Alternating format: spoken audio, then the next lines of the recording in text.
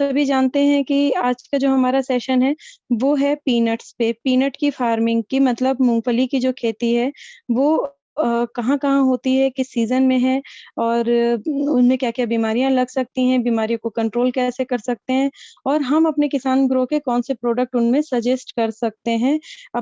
जिन भी हम नए किसान भाइयों को अपने साथ जोड़ रहे हैं या जो किसान भाई लोग हैं वो अपने प्रोडक्ट्स का लाभ कैसे ले सकते हैं, ठीक है?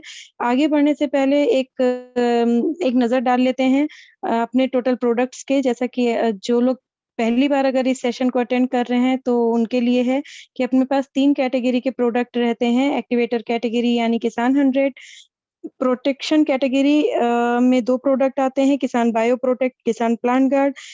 तीसरा है अपना न्यूट्रिशनल कैटेगरी जिसमें कि अपने 7 प्रोडक्ट्स आते हैं। वन इज़ किसान ह्यूमिक, किसान गोल्ड ग्रोथ, किसान अमीनोविट, किसान एंटी फ्लो, किसान फ्रू मैच्योर, किसान यील्ड, किसान एचएपी ग्रैन्युअल, ठीक है? इन सब के डोज़ेज़ जो है आगे मैं आपको बताती जाऊँगी कि पीनट की जो हम खेती कर रहे हैं उसमें कैसे-कैसे और कब-कब यूज़ करना चाहिए। लेकिन जैसा कि मैं हमेशा कहती हूँ कि किसी भी एक क्रॉप के बारे में अगर हमें अपने प्रोडक्ट्स को जानना है कि हमें कैसे देना है, तो हमें उसके बारे में थोड़ा-सा नॉलेज होना जैसे कि जो बेसिक चीज़ें हैं वो पता होनी बहुत ज़रूरी होती हैं, ठीक है? तो जैसे सभी लोग जान रहे हैं कि मूँगफली जो है वो कहीं-कहीं पे जैसे इंग्लिश में उसको पीनट के नाम से जाना जाता है या मंकी नट के नाम से भी कहीं-कहीं पे लोग जानते हैं। ठीक है? और मूँगफली के नाम से तो हर कोई जानता जानता ही है कि ठीक है कि मूँगफली क्या होती है। अभी अगर मैं बात करूँ कि जो ग्राउंडनट है, वो भारत के कई सारे राज्यों में इसकी पैदावार की जाती है या बोई जाती है। जैसे लेकिन गुजरात के साथ-साथ जो राजस्थान अपना एरिया है, ये वहाँ की भी तिलहनी फसल है। तिलहनी फसल मतलब कि जिसमें से कि तेल हमको मिलता है। जैसे आप देखते हैं ना मार्केट में जाते हैं कि मूँगफली का तेल मार्केट में आता है, बहुत सारी कंपनीज़ अब देती हैं जो कुकिंग में यूज़ होता है। ठीक है, तो मूँगफली का को एक तिल राशिद शेख जी हैप्पी मॉर्निंग लेट हो गए हैं सर लग रहा है ऐसा। तो मूँगफली जो है ना वो तिलहनी फसल में गिनी जाती है, ठीक है? अब जैसे और राजस्थान में भी कहाँ पर है मैं बता दूँ कि राजस्थान का जो बीकानेर ज़िला है, क्या बीकानेर से कुछ लोग हैं अभी अपने अपने साथ में कि नहीं हैं? ठीक है, तो जो राजस्थान का बीकानेर ज़िला है, वहाँ पर बहुत ही अच्छी मूँगफली का उत्पादन होता है, जिसे कि मतलब कि इसीलिए राजस्थान को बहुत अच्छा एरिया मानते हैं मूँगफली की पैदावार के लिए, ठीक है? ये आपको शायद थोड़ा-सा आइडिया है कि नहीं आई डोंट नो लेकिन जैसे मैं बता दूँ कि मूँगफली के दाने में 48 टू 50% फैट होता है, प्रोटीन्स होते हैं, ठीक है? ऑयल बहुत अच्छा पाया जाता है, तो इसके लिए मतलब जो इसकी न्यूट्रिशनल वैल्यू है वो काफ़ी बढ़ जाती है और इसीलिए इसका अपने भारत में बहुत ज़्यादा प्रयोग किया जाता है। खाने में कई तरह से जैसे अगर मैं एमपी की बात करूँ, तो अपने मध्य प्रदेश में तो कि मोस्टली मैंने देखा है कि मोस्टली लोग जो है वो मूँगफली के तेल में ही खाना खाते हैं, जबकि सोयाबीन का तेल भी बहुत चलता है लेकिन लोग मूँगफली के उस तेल में पका हुआ खाना खाना पसंद करते हैं। अच्छा एक चीज़ और भी मैं आपको बता दूँ कि सरसों के तेल के बाद में या देसी घी के बाद में मूँगफली का तेल एक ऐसा तेल होता है जो कि हमारे लिए हानिकारक नहीं होता है, ठीक है? मतलब जिसके साइड इफ़ेक्ट बहुत ही कम देखने को मिलते हैं, मतलब बहुत ही कम अगर मैं बात करूँ परसेंटेज की तो बहुत ही मिनिमम परसेंटेज में साइड इफ़ेक्ट देखने को मिलते हैं, अगर हम इसके तेल को खाने के रूप में यूज़ करते हैं। जैसे आपने सुना होगा हमारे जो बाबा रामदेव जी हैं, वो भी बोलते हैं या अच्छे से अच्छे डॉक्टर भी हैं, वो आपको हमेशा जो भी हम रिफाइंड ऑयल यूज़ करते हैं तो उसमें वो सोयाबीन का या सरसों का तेल खाने के लिए मना करते हैं। क्यों? क्योंकि वो कहीं न कहीं से हमारी बॉडी के लिए हानिकारक हो जाते हैं। लेकिन मूँगफली के तेल को कभी जनरली आज तक किसी के भी मुँह से हानिकारक बोलते हुए नहीं सुना गया है। तो मूँगफली का तेल खाने में भी बहुत अच्छा होता है, ठीक है? अभी आगे बढ़ते हैं जैसे ये तो एक जनरल सी इन्फॉर्मेशन थी।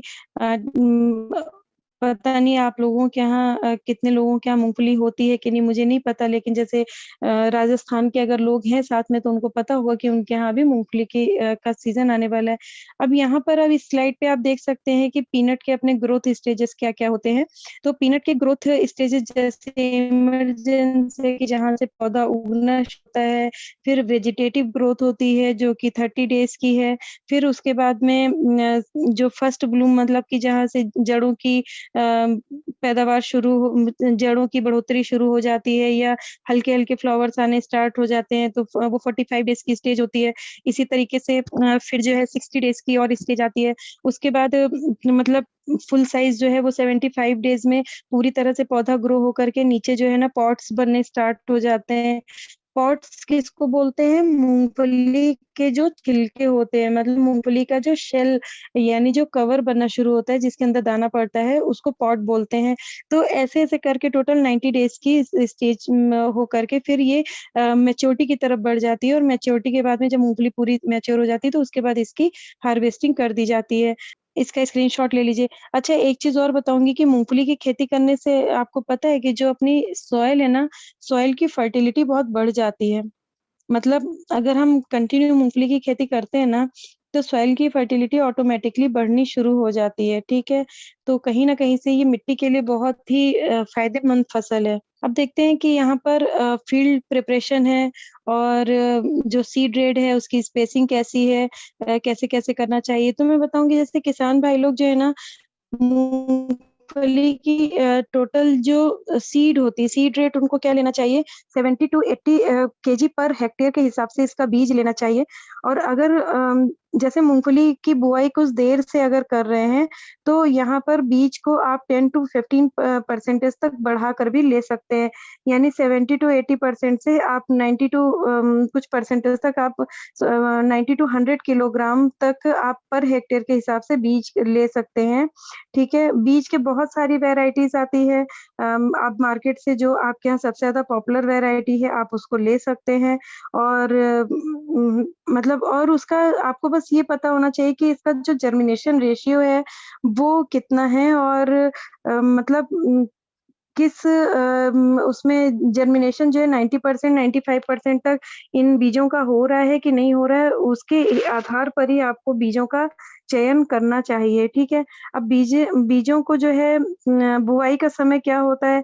बुआई जो है जून के मतलब कि जो 15 जून से लेकर के और 31 जुलाई तक के बीच में कभी भी इसकी बुआई की जा सकती है। यानी कि अगर मैं बात करूँ तो ये खरीफ की ही फसल मानी जाती है और जून का 15 जुलाई से लेकर के 15 जून से लेकर के 31st ऑफ जुलाई तक आप मूँगफली की बुआई कर सकते हैं। मूँगफली के पौधे जब हम लगाते हैं तो उसके पौधे से पौधे की दूरी जो है वो 10 सेंटीमीटर और जो मतलब जो बेड्स हम बना रहे हैं उनकी भी दूरी कम से कम 30 सेंटीमीटर की हमको रखनी चाहिए, ठीक है? तो ये एक रेशियो होता है कि अगर आप इस तरीके से ये दूरी रखते हुए अगर आप लगाते हैं मूँगफली तो जो मूँगफली के पॉट्स हैं ना उनको ग्रो करने में बहुत हेल्प मिलती है और वो पूरी अच्छी तरह से ग्रो कर पाते हैं। तो बेड्स आप जितने ही अच्छे बनाएँगे, आप जो प्लांटेशन कर रहे हैं वो जितने अच्छे तरीके से आप प्लांटेशन करेंगे, ठीक है? उतनी ज़्यादा आपको उपज प्राप्त होगी। अब यहाँ पर क्या है कि जैसे कि जो फील्ड प्रिपरेशन है वो हमको कैसा करना चाहिए, ठीक है? अ, बीज बुआई के पहले कम से कम 2 से 3 बार, ठीक है? 2 से 3 बार आपको जो अपनी सॉइल का मॉइस्चर है यानी कि जो नमी है उसको मेंटेन करने के लिए आपको 2 से 3 बार उसकी पलटाई करनी चाहिए खेत की, ठीक है? पलटाई करने से क्या होता है कि जब आप 2 से 3 बार कर देते हैं तो मिट्टी में भुरभुरापन बहुत अच्छे से आ जाता है और मिट्टी जो है ना उसकी नमी का जो स्तर है वो आप बार-बार चेक कर सकते हैं। तो फिर ये जैसे फ़ील्ड ज़रूर इस तरीके से आपको पलटानी चाहिए कम से कम 2 से 3 बार। अब यहाँ पर आपको फिर लैंड प्रिपरेशन करते समय आपको एक चीज़ क्या डालनी है, यहाँ पर आपको वीडीसाइड यानी कि खरपतवार नाशक का यूज़ ज़रूर करना है, जिससे ताकि जितने भी हमारे खरपतवार हो रहे हैं, जितने भी वीड्स हमारे आ रहे हैं खेत में, उन सब की रोकथाम की जा सके। अगर वीड ज़्यादा आएँगे तो वो कहीं न कहीं से हमारे जो खेत हैं मूँगफली के, उनको वो नुकसान पहुँचा देंगे या मूँगफली के पौधों को नुकसान पहुँचा देंगे। तो इसलिए जो हमारे वीडीसाइड आते हैं या हर्बिसाइड आते हैं, उनका यूज़ करना बहुत ज़रूरी होता है इसी दौरान पे। अब यहाँ पर वीडीसाइड के साथ में आपको क्या यूज़ करना है, किसान 100 का यूज़ करना है। क्यों? ताकि वो वीडीसाइड के इफ़ेक्ट को बढ़ा सके, प्लस वीडीसाइड को बहुत अच्छे से उसका फैलाव कर सके और उसके जो रिज़ल्ट्स हैं वीडीसाइड जो हम यूज़ कर रहे हैं, उसके रिज़ल्ट्स को ज़्यादा लंबे समय तक हम ले सकें, इसलिए यहाँ पर किसान 100 का यूज़ करना बहुत ज़रूरी होता है।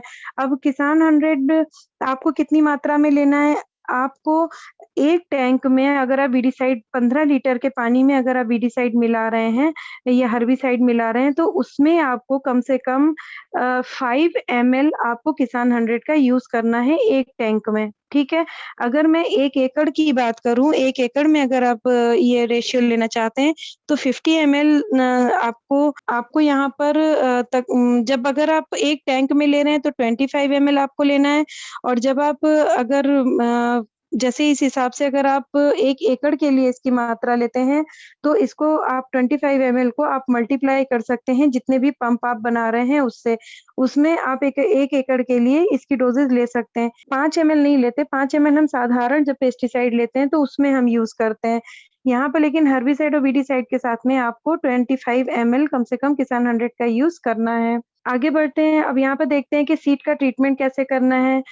देखिए यहाँ पर सीड का ट्रीटमेंट हमको करना है कैसे किसान बायोप्रोटेक्ट, किसान प्लांट गार्ड आपको किसी भी दवा को बहुत ज़्यादा पानी में घोल करके और उसमें बीज को डुबो के नहीं रखना होता।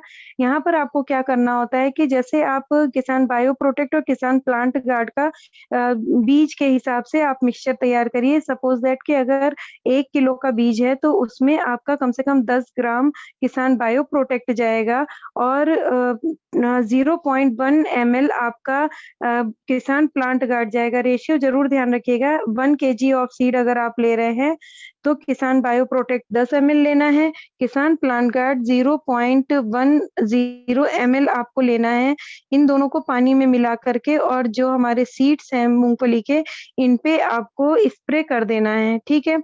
स्प्रे करने के बाद में थोड़ी देर के लिए उनको खुला छोड़ दीजिए, थोड़ी देर के लिए उनको मतलब ड्राई शेड में सुखा दीजिए और ड्राई शेड में सुखाने के बाद में आपके बीज जो हैं वो ट्रीट होकर के तैयार हो जाते हैं।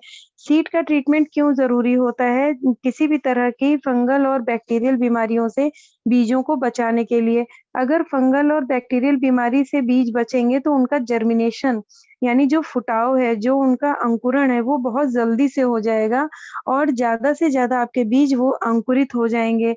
तो इसलिए सीड ट्रीटमेंट करना बहुत ही ज़रूरी होता है। जितने भी आप लोगों के संपर्क में किसान भाई लोग आते हैं, उन लोगों को आप बोलिए कि किसान प्लांट गार्ड, किसान बायोप्रोटेक्ट से किसी भी बीज को ट्रीट करके ही लगाएँ, ठीक है? तो उसके असर ज़्यादा देखने को मिलते हैं, ठीक है?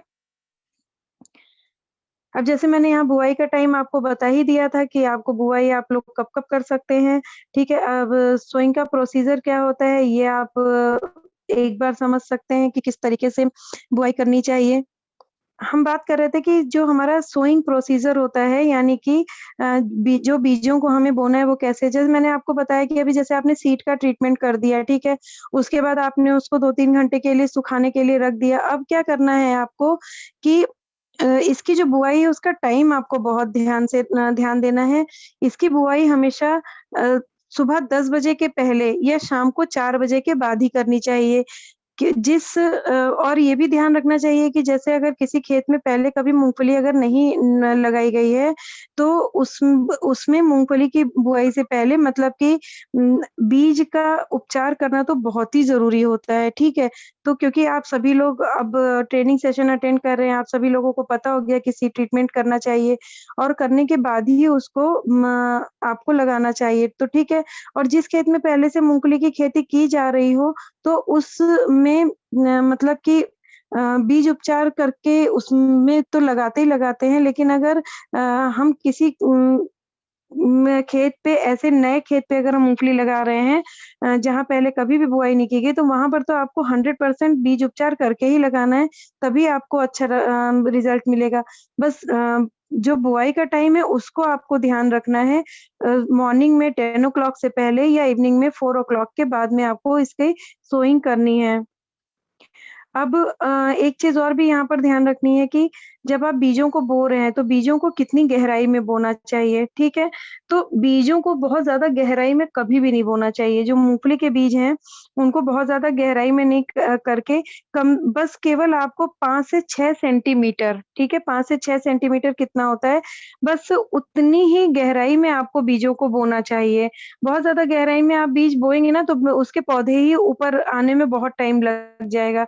और वो इतने अंदर तक चले जाएँगे कि डीप प्लगिंग आपको करनी पड़ेगी और डीप प्लगिंग जो है वो मूँगफली की खेती के लिए कभी भी सूटेबल नहीं मानी जाती है।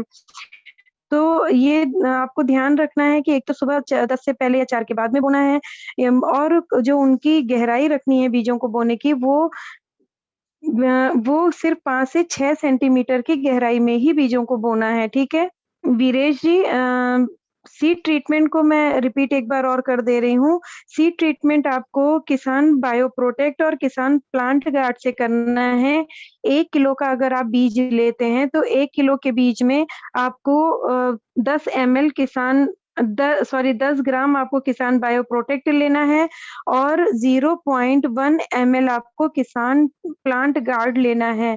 अब जैसे-जैसे आपकी बीज की मात्रा बढ़ती जाएगी, आप डोज़ेज़ को मल्टीप्लाई करते चले जाएँगे, ठीक है? सपोज़ कि आपने 2 किलो बीज लिया है, तो वहाँ पे 20 ग्राम किसान बायो प्रोटेक्ट हो जाएगा और 2 एमएल आपका 0.2 एमएल ध्यान रखिएगा, 0.2 एमएल आपका किसान प्लांट गार्ड हो जाएगा। ऐसे 3 किलो बीज में 3/3 का रेशियो जाएगा। ऐसे जब आप उस जैसे-जैसे आप आगे बढ़ते जाते 4 किलो, 5 किलो, 6 किलो, 10 किलो तो वो मल्टीप्लाई होती चली जाएगी किसान प्लांट गार्ड और किसान बायो प्रोटेक्ट की।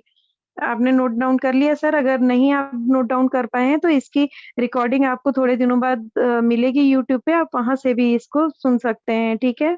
अब हम आगे बढ़ते हैं और यहाँ देखते हैं कि जो सूटेबल सॉइल है वो ग्राउंडनट्स के लिए वो क्या होती है कि देखिए कोई भी जो मूँगफली है ना, वो हमेशा मतलब एक तो पानी उसमें बहुत ज़्यादा नहीं होना चाहिए, पानी निकासन जो होता है पानी का, वो बहुत अच्छा होना चाहिए, पानी ठहराव का कभी भी नहीं होना चाहिए, नमी अच्छी होनी चाहिए और इसके साथ-साथ अ, छ 6.5 टू 7.0 तक इसका पीएच मेंटेन होना चाहिए और सॉइल ऐसी होनी चाहिए जो हाई फर्टिलिटी वाली सॉइल हो। हाई फर्टिलिटी की सॉइल होने से ही हमको मूँगफली में उत्पादन अच्छा मिलता है। तो ये चीज़ ध्यान रखिएगा कि 6.5 टू 7 पॉइंट 0 तक एक तो पीएच होना चाहिए इसका और हाई फर्टिलिटी होनी चाहिए। अब पीएच को और हाई फर्टिलिटी अगर नहीं है किसी भी तरह से, तो आप उसको कैसे मेंटेन कर सकते हैं? ठीक है, जैसे उसमें आपको क्या यूज़ करना है किसान ह्यूमिक और किसान 100 को आपको मिक्स करके और पूरे फील्ड में आपको चला देना है। फ्यूरोस के माध्यम से चलाना है, जो आपका जहाँ से पानी का मेन सोर्स आप चलाते हो, उसी पानी में आपको किसान 100, किसान ह्यूमिक को मिक्स कर देना है और पूरे खेतों में पानी के थ्रू पहुँचा देना है। तो क्या होगा, एक तो ह्यूमिक उसकी फर्टिलिटी को बढ़ा देगा, ठीक है? और जो किसान 100 है, वो उसके पीएच लेवल को मेंटेन करेगा। ये दोनों ही कॉम्बिनेशन फर्टिलिटी और पीएच लेवल को मेंटेन करने के लिए होते हैं। बाकी अगर आपको आप लोग अगर सॉइल टेस्टिंग कराते हैं, तो वो बहुत ही अच्छा इफ़ेक्ट उसका रहता है। सॉइल टेस्टिंग में हमें पता चल जाता है कि हमारी जो मिट्टी है, उसमें हमारी किस चीज़ की कमी है। तो जिस चीज़ की भी कमी होती है, हम उस पर ज़्यादा ध्यान देते हैं, तो वो पूरी कमी जो है हो जाती है, वो प्रोडक्ट डालने से, वो सप्लीमेंट डालने से मिट्टी पे, वो कमी को आप दूर कर सकते हैं और तो आपको एक अच्छी उपज मिल सकती है। ठीक है? तो यहाँ पर सॉइल के लिए आपको क्या लेना है, किसान ह्यूमिक और किसान 100 आपको यूज़ करना है। किसान ह्यूमिक 1 एकड़ में 500 एमएल, किसान 100 1 एकड़ में 50 एमएल आपको यूज़ करना है। यहाँ पर एक चीज़ और भी बता दूँ मैं आपको कि जैसे जब आपको अभी स्टार्टिंग में मैंने बताया था लैंड प्रिपरेशन के टाइम पर, जब आप खरपतवार नाशक के साथ में भी किसान 100 यूज़ कर रहे थे, तो उसके बाद जब आप सोइंग करते हैं ना, तो सोइंग के तुरंत बाद में आपको इरिगेशन के जब आप बीजों की बुआई के बाद में तुरंत जो इरिगेशन करते हैं, उसी में आपको इस प्रोडक्ट को मिक्स करके यूज़ करना है। किसान यील्ड और एचएपी ग्रैन्युअल, ठीक है? जो आपने पतले-पतले जो मतलब आपने एक खाँचे बना रखे हैं पानी और दवा पहुँचाने के लिए, उसमें आप एचएपी ग्रैन्युअल और किसान यील्ड को मिला दीजिए, ठीक है? मतलब छिड़काव कर दीजिए। अब किसान यील्ड और एचएपी ग्रैन्युअल 1 एकड़ में एचएपी ग्रैन्युअल आपको 2 केजी लेना है और किसान यील्ड आपको उसमें कम से कम 500 ग्राम लेना है, ठीक है? 1 एकड़ की डोज़ मैं बता रही हूँ। 1 एकड़ में किसान यील्ड आपको 500 ग्राम और एचएपी ग्रैन्युअल 2 केजी आपको लेना है। अब इनको आप जो फुरोज़ हैं उनमें आपको इसको डाल देना है। दूसरा तरीका कि कोई भी ऑर्गेनिक मैन्योर आप ले लीजिए, ठीक है? ऑर्गेनिक मैन्योर में वर्मी कल्चर हो सकता है या कोई किसी भी तरह की कंपोस्ट हो सकती है, ठीक है? आप कोई भी कंपोस्ट लीजिए और या अगर कुछ भी नहीं है ना, तो यूरिया के साथ में इन दोनों प्रोडक्ट्स को मिला दीजिए और उसके बाद पूरी मिट्टी में इसकी ब्रॉडकास्टिंग करवा दीजिए। उसके बाद जैसे ही मतलब ये फर्स्ट आपका प्लांटेशन होता है या फर्स्ट स्टेज जैसे ही कंप्लीट होती है उसके तुरंत बाद से आपको किसान गोल्ड ग्रोथ का यूज़ करना है और वो कब करना है? कम से कम 20 से 25 दिन बाद। जैसे पहला क्या हुआ जैसे ही आपने बीज की बुवाई करी, वहाँ पर आपने किसान ह्यूमिक और किसान 100 का यूज़ किया। उसके कम से कम 10 से 12 दिन के बाद में आपको किसान यील्ड और एचएपी ग्रैन्युअल का यूज़ करना है।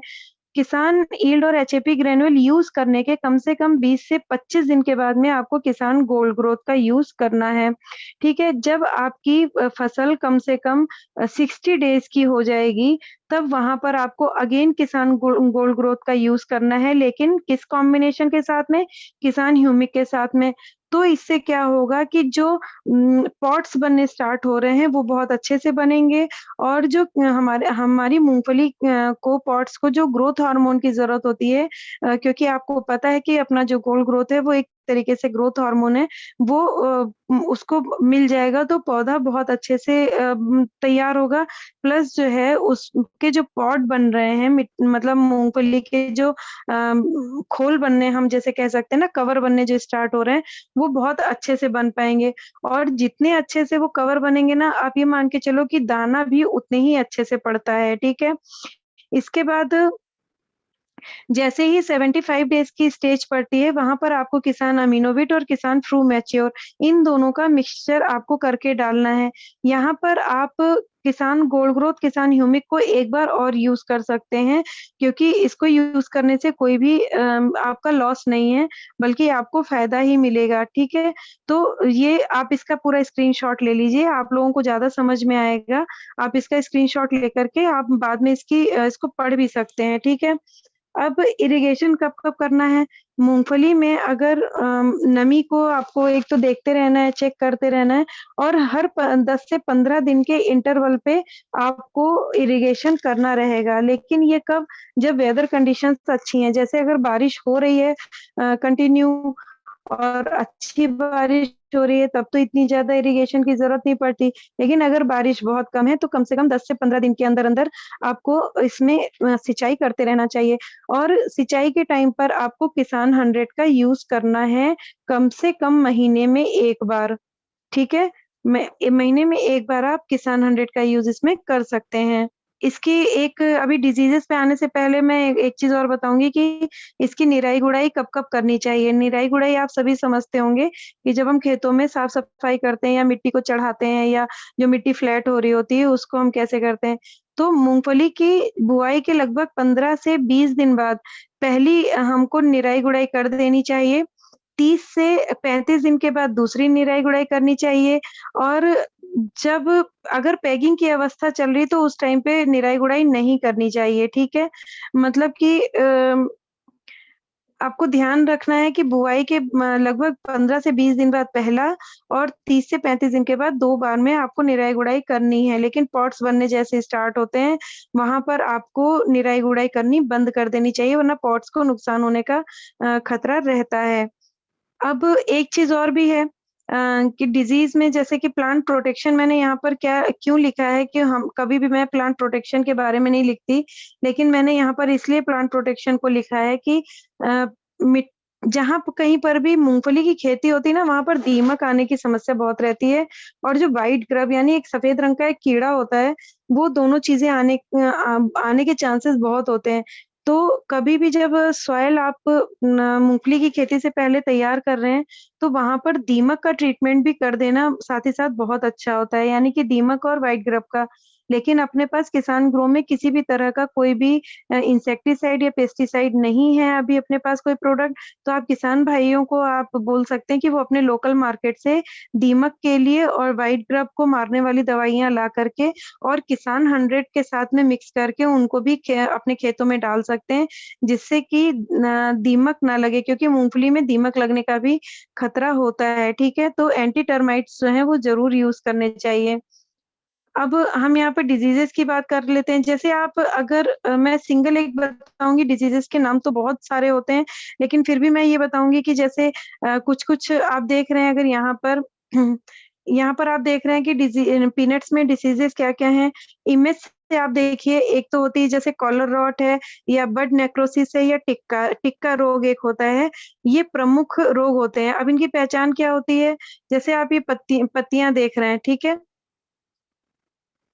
ये आपकी जो है कॉलर रॉट है, ठीक है? बड नेक्रोसिस का रोग है और टिक्का रोग। इसके साथ ही यहाँ पर आप देखिए ये जो सेकंड नंबर की जो इमेज दिख रही है यहाँ पर आपको, इसको हम बोलते हैं टिक्का रोग, ठीक है? इस तरीके के अगर रोग आ रहे हैं, तो आपको ये सारी पत्तियों की पहचान है कि अगर ये ब्लैक कलर के स्पॉट दिख रहे हैं या ये ब्राउन स्पॉट थोड़ी-थोड़ी दूर में दिख रहे हैं या मूँगफली के जो पॉट्स हैं अगर वो अंदर से ऐसे ब्लैक-ब्लैक हो रहे हैं, ठीक है? या जो आप जड़ें देख रहे हैं कि वो पूरी-पूरी जड़ें खत्म हो रही है, ये नीमाटोड से भी हो सकता है, ठीक है? और इसके बाद ये पूरी जड़ पूरी तरह खत्म होती दिख रही है। एक तो ये इमेजेस के मैंने नाम नहीं लिखे इसलिए कि शायद पहचानने में ज़्यादा अच्छाई होती है। फिर आप देख रहे हैं पूरा का पूरा मूँगफली का पौधा सूख गया है, उसकी स्टेम्स पूरी तरह से बेकार हो गई हैं, पत्तियाँ उसकी पूरी तरह से बेकार हो रही हैं।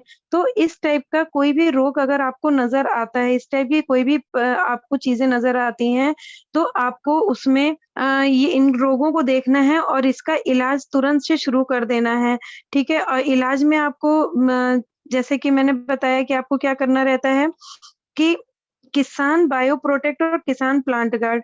किसान बायो प्रोटेक्ट आपको पानी इन सब में आपको देना है। अगर पत्तियों में प्रॉब्लम दिख रही है तो फॉलियर स्प्रे में दीजिए और अगर जड़ों में अगर प्रॉब्लम दिख रही है, तो आप उसको ड्रिप इरिगेशन के माध्यम से आप दे दे सकते हैं।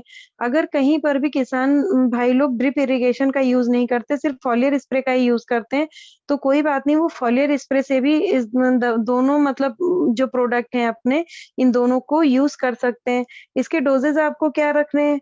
मूँगफली की खेती के लिए किसान प्लांट गार्ड का आपको 1 एमएल पर लीटर ऑफ वाटर के हिसाब से डोज़ आपको लेना है यानी 1 एमएल प्रति प्रति लीटर के हिसाब से और जो हमारा बायो प्रोटेक्ट है, उसको आपको लेना है कम से कम 30 ग्राम पर लीटर ऑफ वाटर के हिसाब से यानी 30 ग्राम 1 लीटर पानी में। तो ये दोनों को मिक्स करिए, इसके साथ में आप किसान 100 को डालिए। बुआई के 25 दिन के बाद से इसका यूज़ करना शुरू किया जा सकता है, ठीक है? तो ये थी आज की पीनट के बारे में पूरी जानकारी। Thank you so much, thank you. Wish you all the infinity of wealth and health.